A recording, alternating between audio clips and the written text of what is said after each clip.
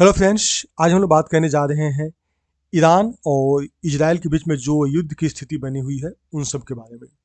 Iran ने 13 अप्रैल 2024 को देर रात 300 मिसाइल और कुछ ड्रोन के साथ उन्होंने इजराइल पे हमला कर दिया और ईरान का मानना है कि उन्होंने जो सीरिया में उनके दूतावास पे हमला हुआ था उसका बदला लिया है। अब इसके बाद में स्थिति ऐसी बन गई है कि इजराइल भी इसका जवाबी कार्रवाई करने को तैयार है और पूरे विश्व का इसका इंतजार है कि इजराइल की जवाबी कार्रवाई कब किया जा रहा है।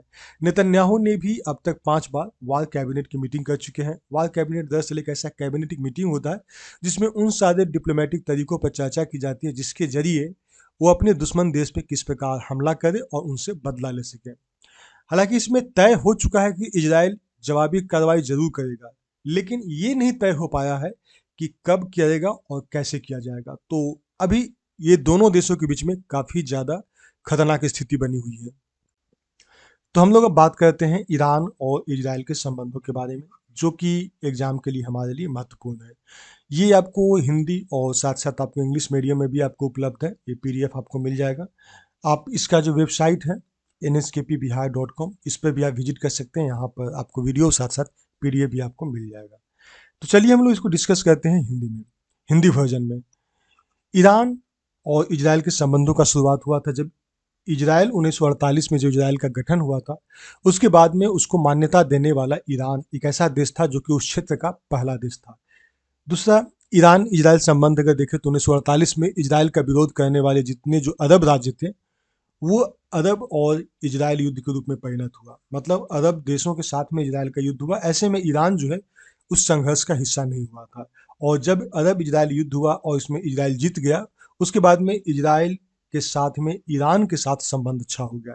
यानी ईरान ने यहूदी राज्यों के साथ अपना अच्छा संबंध स्थापित किया और तुर्की के बाद में ऐसा कोई करने वाला ये दूसरा मुस्लिम बहुल देश था।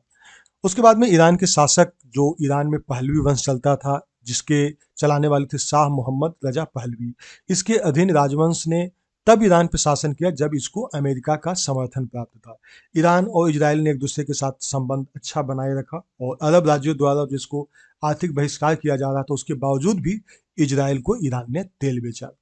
अब यहाँ पे बदलाव, बहुत बड़ा बदलाव देखा जाता है 1979 में, 1979 वहाँ पे एक इस्लामिक क्रांति आया 1979 में, जिसमें कि शाह, जो कि ईरान के जो शासक थे, शाह मोहम्मद रजा पहलवी, इनको वहाँ से उखाड़ फेंका गया और वहाँ पे पूरी तरह से कट्टर इस्लाम का भावना वहाँ पे जगने लगा, यानी कि इस्लामिक क्रांति हुआ। उसके बाद में ईरान एक धार्मिक राज्य के रूप में बदलने लगा और उसका स्थापना किया गया। अब इजराइल के प्रति जो शासन का दृष्टिकोण था वो पूरी तरह से बदल गया। अब इजराइल को ईरान ऐसा समझता है कि फिलिस्तीन, जो कि एक मुस्लिम देश था, तो फिलिस्तीन के बहुत सारी ज़मीन को कब्जा करने वाले एक देश के रूप में इजराइल को समझा। यानी ईरान अब इजराइल को अपना दुश्मन बना चुका था, दुश्मन मान चुका था। ईरान इस क्षेत्र में अपनी उपस्थिति बढ़ाई। दो प्रमुख शक्ति था, सऊदी अरब और इजराइल, इसको चुनौती दिया, जो दोनों की दोनों अमेरिका के सहयोगी थे। ईरान के जो सर्वोच्च नेता थे, उन्होंने इजराइल को छोटा शैतान कहा और संयुक्त राज्य अमेरिका को बड़ा शैतान कहा और दोनों को क्षेत्र में हस्तक्षेप करने वाले पार्टी के रूप में उन्होंने बताया। मिस्र के साथ ईरान के संबंध की बात करें तो मिस्र के नेता नासिर भी एक लंबे समय से इस क्षेत्र में पैन अरबिज्म के विचार के समर्थन थे। पैन अरबिज्म का मतलब होता है कि जितने भी अरब कंट्री हो वो सब एक साथ आए और अपनी सांस्कृतिक समानताओं को एकजुटता और एकता में तब्दील करने में साथ रहे। इसने ईरान को एक गैर अरब देश के साथ इसको खड़ा कर दिया, ईरान को इसको अलग कर दिया। 1970 में नासिर की मृत्यु हो गई। उसके बाद में ईरान के मिस्र जैसे देशों के साथ संबंध धीरे धीरे अच्छे होने लगे। ईरान इराक समझौता भी 1975 में हुआ था, जब ईरान ने कुर्द इराकी अलगाववादियों को समर्थन देना बंद कर दिया गया था, तो शत्रुता कम कर दी और ईरान के लिए इजराइल के रणनीतिक मूल्यों को उन्होंने काफ़ी प्रभावित किया। यहाँ पे बहुत बड़ा बदलाव 1979 के बाद में ही देखने को मिला। तो 1979 के बाद में जब इजराइल और ईरान कभी भी सीधे रूप से मिलिट्री वार में नहीं आए, मतलब सीधे रूप से टकराव में शामिल नहीं हुए। हालांकि दोनों में प्रॉक्सी वार चलते रहा, दोनों छुप छुप के एक दूसरे के बारे में हमला करने का, एक दूसरे को नुकसान करने की नीति बनाते रहे, नीति चलते रहा, लेकिन कभी भी डायरेक्ट युद्ध में शामिल नहीं हुए। इजराइल ने समय समय पर ईरानी परमाणु सुविधाओं पर भी हमला किया। 2010 की शुरुआत में इन्होंने परमाणु हथियार विकसित करने से रोकने के लिए कई सारी सुविधाएं थी और परमाणु वैज्ञानिक थे, उन लोग को निशाना बनाया गया इजराइल के द्वारा। अब ऐसे में एक था, बहुत उसमें चर्चा में था, वो था स्टक्सनेट साइबर हमला। दरअसल स्टक्सनेट साइबर हमला एक वायरस विकसित किया गया था अमेरिका और इजराइल के द्वारा, जो कि एक कंप्यूटर वायरस था। इसने ईरान का जो नेटजन परमाणु सुविधा था उसको डिस्टर्ब करने के लिए, उसको बाधित करने के लिए, और इस तरह से हम लोग कह सकते हैं कि इस सदी में एक साइबर युद्ध का शुरुआत हो चुका था। क्योंकि एक अमेरिका और इजराइल एक ऐसा वायरस विकसित करके ईरान के जो परमाणु न्यूक्लियर जो कुछ सुविधाएं थी उसको अफेक्टेड किया था, प्रभावित किया था। यानी कह सकते हैं कि औद्योगिक मशीनरी पे पहला सार्वजनिक रूप से एक साइबर हमला था। उसके अलावा देखें तो ईरान भी प्रॉक्सी समर्थन कर रहा था। ईरान के क्षेत्र में कई आतंकवादी समूह था जिसका वित्त पोषण और उसको समर्थन देने के लिए उसको जिम्मेदार माना जा रहा था, और खासकर वैसे गुट जो कि इजराइल और अमेरिका के विरोधी थे, जैसे कि लेबनान में हिजबुल्ला हो गया, गाजा पट्टी में हमास हो गया। तो ये सारे जो आप इसको क्रोनोलॉजी को अगर समझ लेंगे तो आपको पता चल जाएगा कि ईरान और इजराइल पहले एक अच्छे दोस्त थे, उसके बाद में बदलते परिस्थिति के साथ में और वहाँ का जो राजनीतिक दृष्टिकोण बदला, तो धीरे धीरे ये दोनों देशों के बीच में एक कटुता बढ़ती चली गई। अब हम लोग देखें कि ईरान इजराइल के बीच में अगर संघर्ष होता है तो इसका विश्व पे किस प्रकार का प्रभाव हो सकता है। तो सबसे पहले हम लोग आर्थिक प्रभाव देखें तो इससे क्या होगा कि तेल की ऊंची कीमत बढ़ेगी। तत्काल प्रभाव में अभी यही देखा जाएगा कि तेल की कीमत बढ़ेगी, क्योंकि ईरान जो है एक बहुत बड़ा ऑयल सप्लायर है।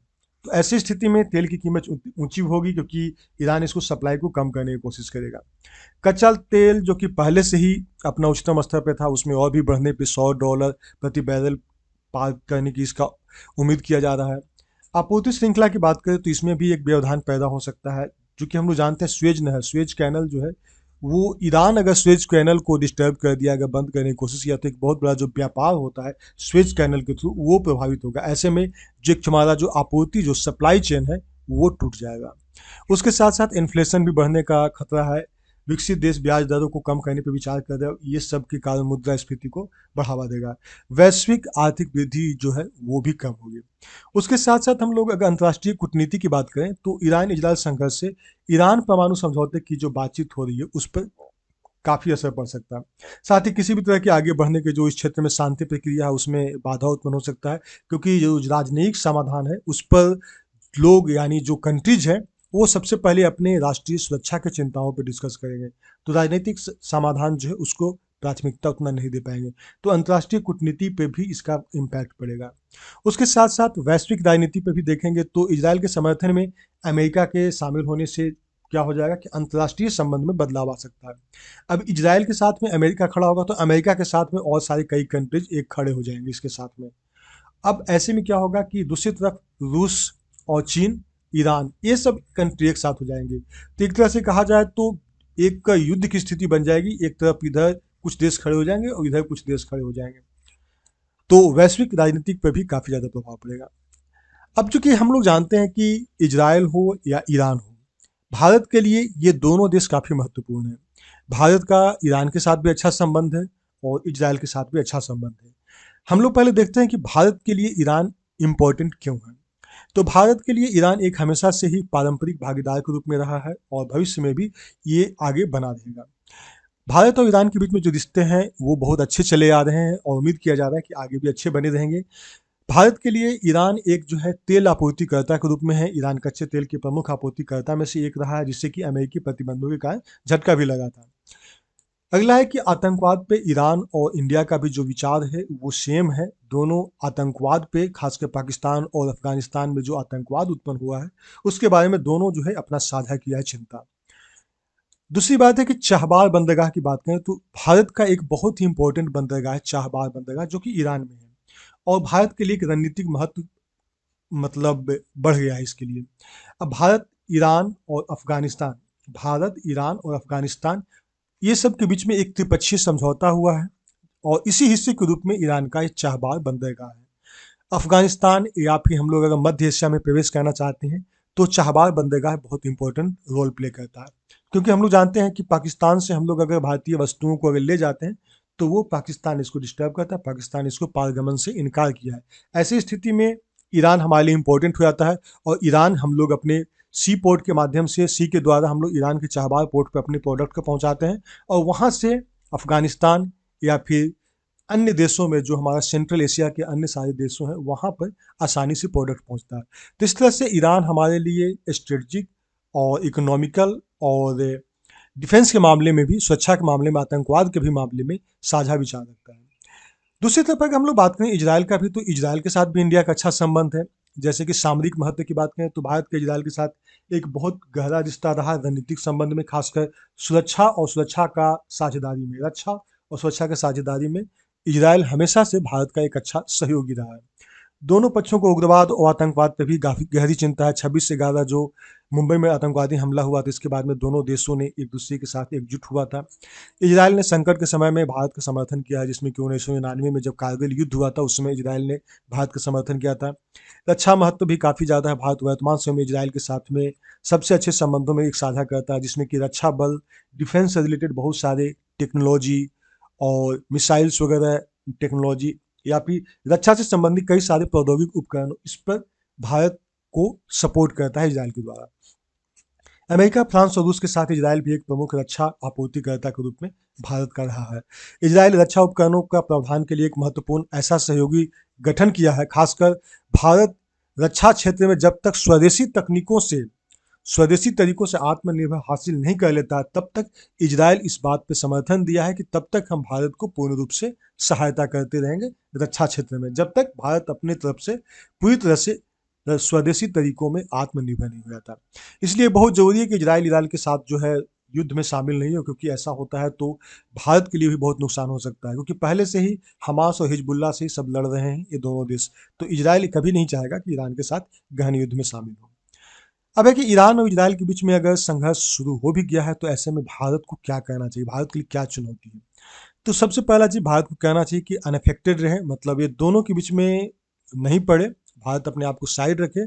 भारत का ईरान और इजराइल दोनों के साथ दशकों से काफ़ी अच्छा रणनीतिक संबंध रहा, तो दोनों पक्षों के बीच में संतुलन को ध्यान में रखें। और जिस तरह से ईरान और इजराइल के संघर्ष उभर रहा है, ऐसे में भारतीय लचीलापन का परीक्षण करेगा, चाहे वो राजनयिक हो या फिर आर्थिक हो या सुरक्षा हो। भारत के लिए ठोस परिणाम मुख्य रूप से 3 कारणों से है: इसके लोग और इसके आर्थिक हित और रणनीतिक ज़रूरतें। ये 3 बिंदु पे है, इसका परिणाम पे भारत हमेशा सोचेगा। इजराइल में लगभग 18,000 भारतीय हैं और ईरान में भी लगभग 5 से 10,000 भारतीय हैं। तो लगभग 90 लाख लोग जो हैं वो खाड़ी और पश्चिम एशिया क्षेत्र में काम कर रहे हैं और काम कर रहे हैं और रह रहे हैं। कोई भी संघर्ष अगर उस एरिया में पैदा होता है, तो वहाँ पे रहने वाले भारतीय समुदाय के लिए खतरा पैदा हो सकता है। और भारत के द्वारा घोषणा भी किया गया है कि जो भी नागरिक इजराइल और ईरान में यात्रा करने का प्लान कर रहे हैं, वो भी यात्रा नहीं करें। और वहाँ पे अगर भारतीय यात्री फंसते हैं, तो उसको निकालने के लिए भी भारत पूरी तरह से प्रयास करता है। भारत प्रमुख अरब देश जैसे कि ईरान और इजराइल के साथ रणनीतिक संबंधों में निवेश किया है। भारत मध्य पूर्व यूरोप आर्थिक जो इकोनॉमिक कॉरिडोर है, आर्थिक गलियारा है, तो उस पे भी काम कर रहा है। ऐसे में भारत चाहता है कि इसका रणनीतिक और आर्थिक लाभ भी इसका बना रहे, मतलब ईरान और इजराइल युद्ध में नहीं आए, क्योंकि भारत और मध्य पूर्व यूरोप आर्थिक इकोनॉमिक जो कॉरिडोर है, गलियारा है, उस पर भारत अभी फोकस करता है। ऐसे में ये दोनों देशों का सहयोग की आवश्यकता है। यद्यपि रूस से आयात में वृद्धि हुई है, लेकिन अरब राज्य अभी भी भारत का 2/3 तेल की ज़रूरतों को पूरा करता है। तेल की अगर ऊंची कीमत होगी तो मुद्रास्फीति को बढ़ाएगी, माल निर्यात जो कि पहले से ही धीमा है और भी गिरेगा। अब है कि ऐसी स्थिति में क्या करना चाहिए, हमारा वे फॉरवर्ड क्या है? तो किसी भी युद्ध का जो सबसे अच्छा तरीका वो होता है संवाद। संवाद आधारित डिप्लोमेटिक तरीका से इसको समाधान ढूंढने की कोशिश करता है। तो भारत हमेशा ये कोशिश करेगा कि भारत को इजराइल के साथ और अधिक जुड़ने की ज़रूरत है, क्योंकि सीरिया के दमिश्क में एक ईरानी परिसर पर भी इजरायली हमले के परिणाम स्वरूप ईरानी कार्रवाई शुरू किया गया था। सक्रिय भागीदारी होना जरूरी है कि इजराइल की जिम्मेदारी है कि वह ईरान द्वारा जो शुरू किया गया शुरुआती ड्रोन हमला है उसको झेले और थोड़ा संयम बरते, ईरान उसे आगे न बढ़ा दे। सुनिश्चित करने के लिए इस संघर्ष पर काबू पाया जाए, भारत को संयुक्त राज्य अमेरिका, ईरान, रूस और इजराइल के साथ सक्रिय रूप से जुड़ना चाहिए।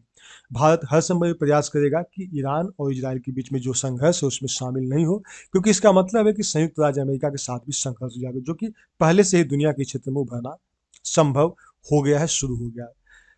भारत को अपने विकास पर ध्यान देने की जरूरत है। भारत को भारत में रक्षा विनिर्माण सुविधाओं स्थापित करने के लिए इजराइल के साथ चर्चा करनी होती है। भारत, इजराइल और अन्य मित्र देशों की जरूरतों को पूरा करना होता है। भारत को ईरान में चाबहार बंदरगाह को तेजी से पूरा करना चाहिए, जिसमें कि पहले ही देरी हो चुकी है। एक बार जब यह पूरा हो जाएगा, चालू हो जाएगा और उपयोग में लाया जाएगा, तो यह ईरान अपनी क्षेत्रीय और विश्व हमलों विश्व मामलों पर ईरान की राय को आकार देने के लिए एक अतिरिक्त लाभ मिलेगा। तो ये सब चीज़ें थे जो कि ईरान और इजराइल के संबंधों के बारे में, इसकी कई सारे पहलुओं पर हम लोग डिस्कस किए, जो कि आपको मेंस के लिए काफ़ी इंपॉर्टेंट है, और मेंस में आपको कई सारे पहलू पे आपको खुद भी सोचना होगा और इसके पॉइंट्स को कलेक्ट करने होंगे, और आपको हर एक एंगल पे आपको अपना विचार रखना होगा कि आखिर ये युद्ध क्यों हुआ है, इसका क्या परिणाम हो सकता है, भारत का इस पर क्या असर हो सकता है, और भारत इस पर क्या स्ट्रेटजी अपनाए जो कि इन दोनों के युद्धों को शांत भी किया जाए और भारत इस युद्ध में खुद पड़े भी नहीं। तो इन सारे जो कुछ क्वेश्चंस आपके मन में आते हैं, तो उसका जवाब आप ढूंढेंगे तो बहुत सटीक ढंग से आप इसका कंटेंट तैयार कर लेंगे। तो thank you, thanks for watching.